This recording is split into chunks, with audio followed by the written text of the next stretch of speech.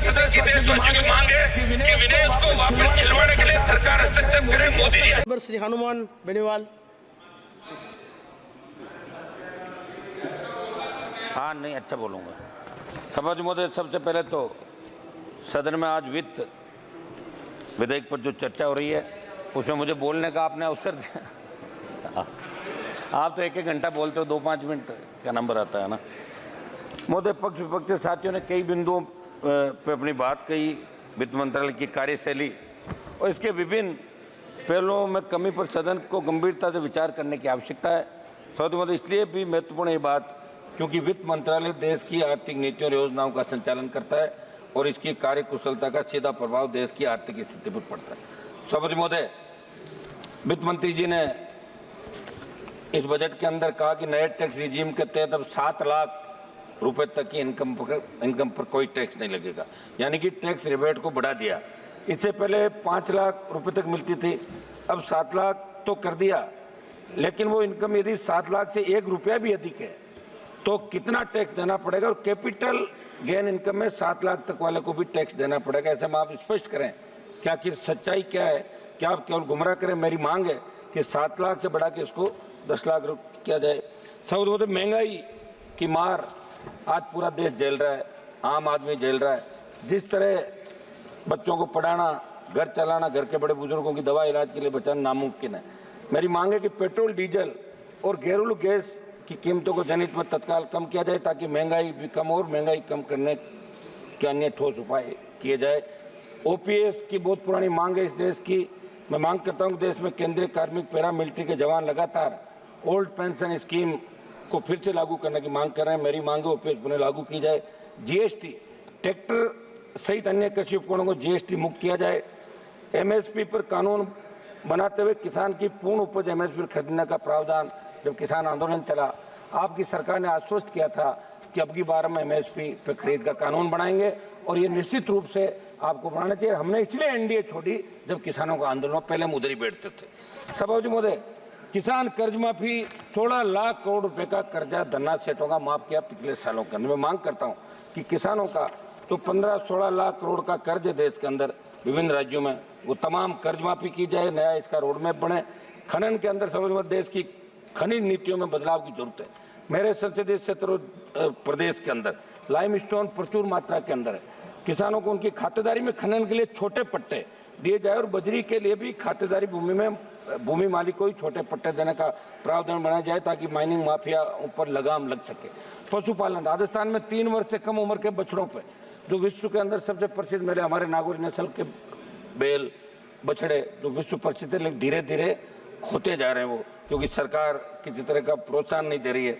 3 वर्ष से कम उम्र के बछड़ों पर बिक्री व परिवहन पर लगी रोक को किसानों व पशुपालकों के हित के अंदर तुरंत हटाई जाए।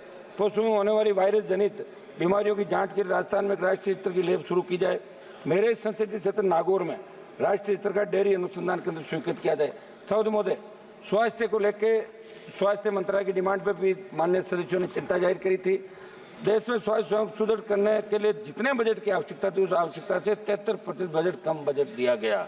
मेरी मांग है इसे बढ़ाते हुए देश में सरकारी और निजी अस्पतालों में इलाज की समान दरों को लागू करने, निजी अस्पतालों की लूट पर लगाम लगाने, सरकार के स्तर से प्रत्येक देशवासी को कम से कम 25 लाख का स्वास्थ्य मुफ्त में कराया जाए। प्रधानमंत्री आयुष्मान जो योजना 5 लाख से बढ़ाकर 25 की जाए।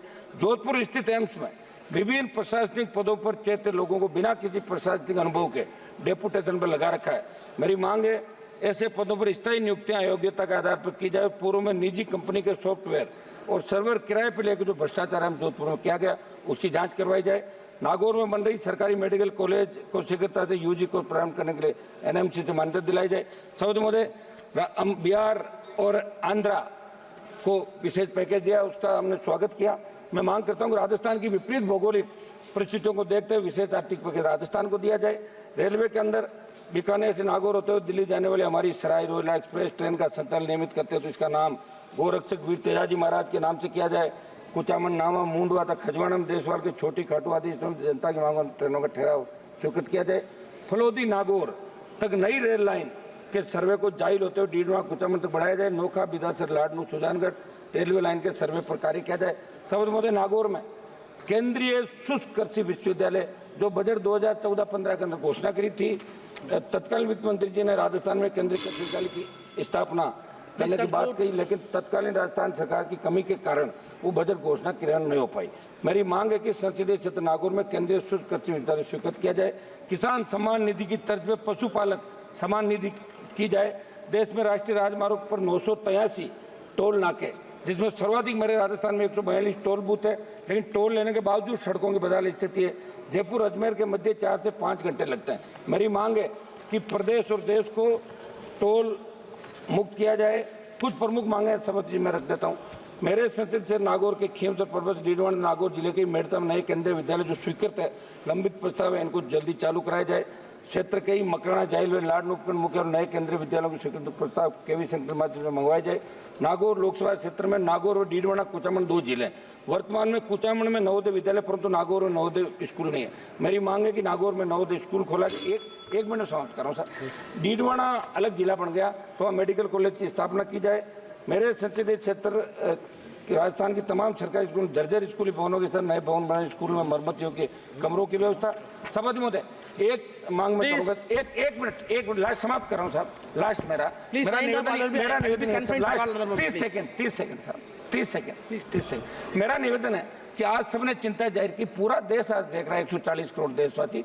विनेश फोगाट ने जिस तरह उसको ओलंपिक से बाहर किया, प्रधानमंत्री जी को इसमें हस्तक्षेप करके 56 इंच चौड़े सीने की बात कर रहे हैं। पूरा देश देख रहा है, प्रधानमंत्री जी को ओलंपिक रुकवा के ओलंपिक खिलवाना चाहिए, तब ये बात है साहब। एक सेकंड बात तो समाप्त करने दें सभापति, बात समाप्त कर रहा हूँ, समाप्त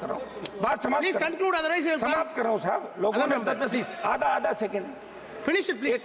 मेरी मांग है, पूरे सदन की देशवासियों की मांग है कि विनेश को वापस खिलवाने के लिए सरकार हस्तक्षेप करे, मोदी जी हस्तक्षेप करे। खाली ट्वीट करने से काम नहीं चलेगा। पूरा देश आज देख रहा कि आप फेल हो रहे हो। आप किस तरह यहाँ भाषण पढ़ रहे थे कि हमने ये खर्च कर दिया, वो कर दिया। प्लीज उमेश भाई पटेल। धन्यवाद अध्यक्ष महोदय, आपने मुझे वित्त विधायक वर्ष 2024-25 पर बोलने का मौका दिया, इसके लिए मैं आपका बहुत बहुत धन्यवाद और आभार व्यक्त करता हूं। अध्यक्ष महोदय, सरकार ने इनकम टैक्स दरों में जो बदलाव किया है वो स्वागत योग्य है, लेकिन बजट में प्रॉपर्टी की बिक्री पर इंडेक्स